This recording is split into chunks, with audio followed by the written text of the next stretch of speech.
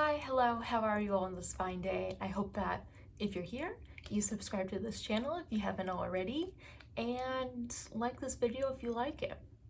It's a free country, it's a free world, do what you want to do. I figured it would be appropriate to just reflect back on what is almost 5 years of post my formal autism diagnosis. It's wild to think it's been that long.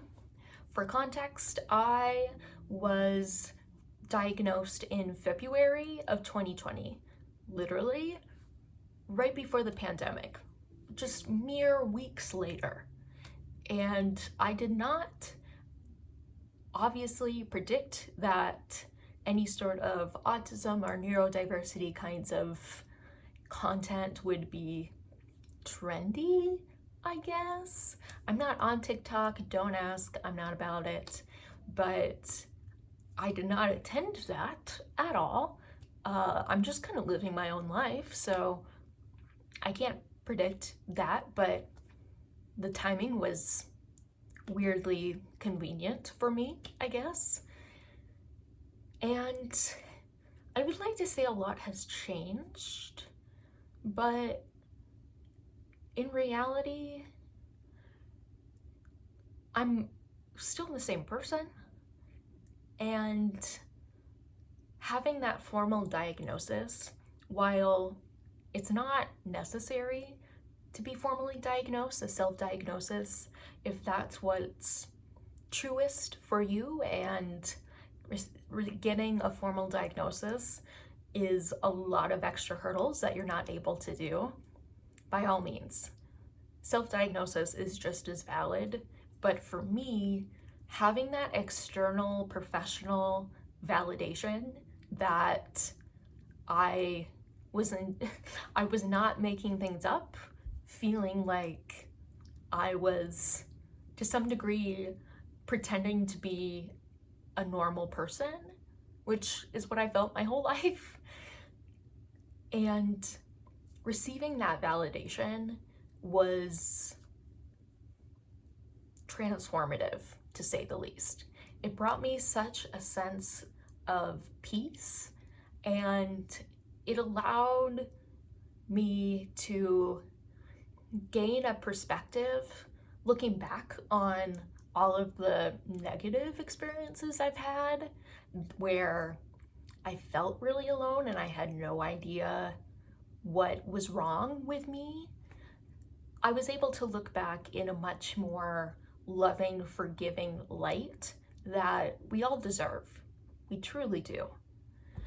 So if you take anything from this, it is to say that you are uniquely, wonderfully you, and you are exactly where you need to be.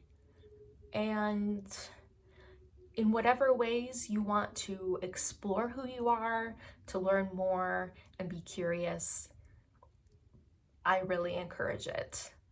It just helps you open your eyes and gain much more clarity into just how you function and how you exist in the world. And that is such a huge factor in just participating in society.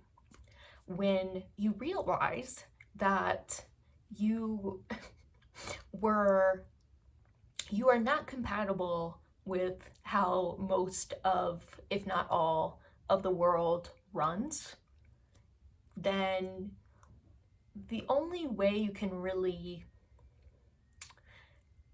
do much about that, honestly, is to advocate.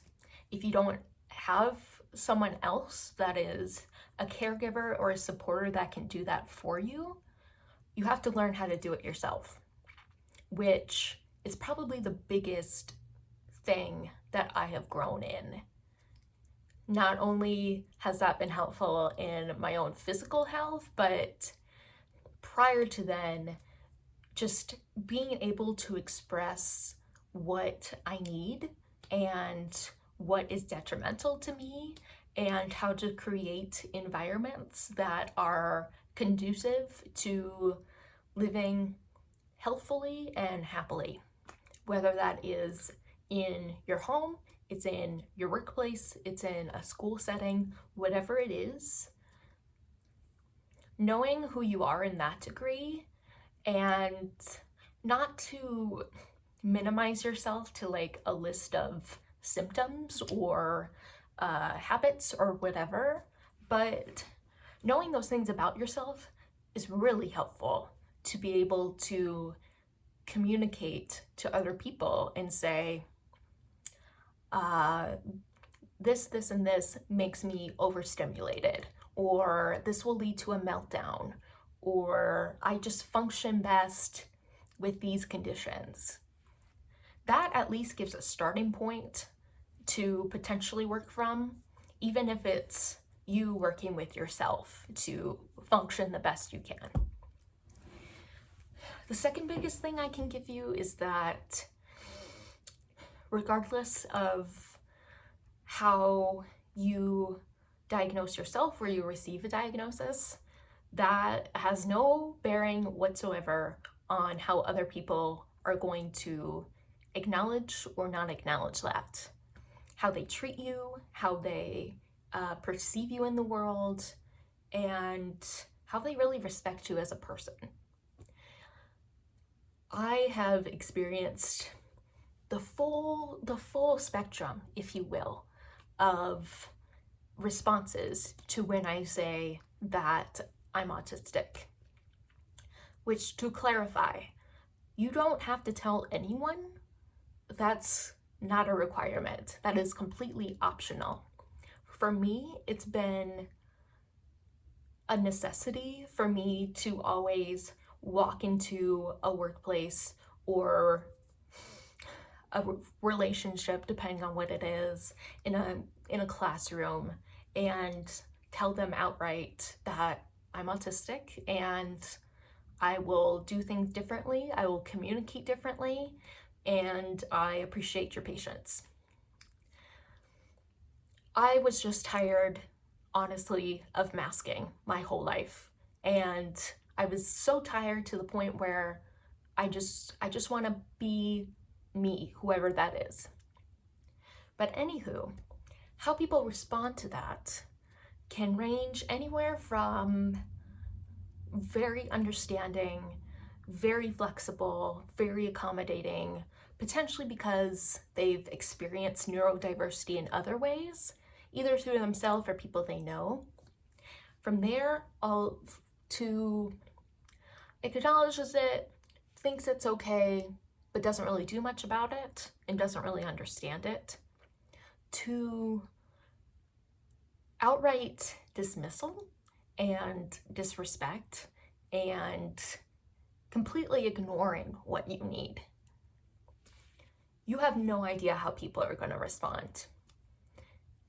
And that is hard, because if you have any form of rejection sensitivity, you take it personally. Even now, every single time, any sort of criticism, any sort of misunderstanding, I take it onto myself and make it personal. It's not true, despite what your brain thinks, but it feels like it, and you really don't know if it is or not, because they are likely not going to communicate directly to you like you need to know one way or the other.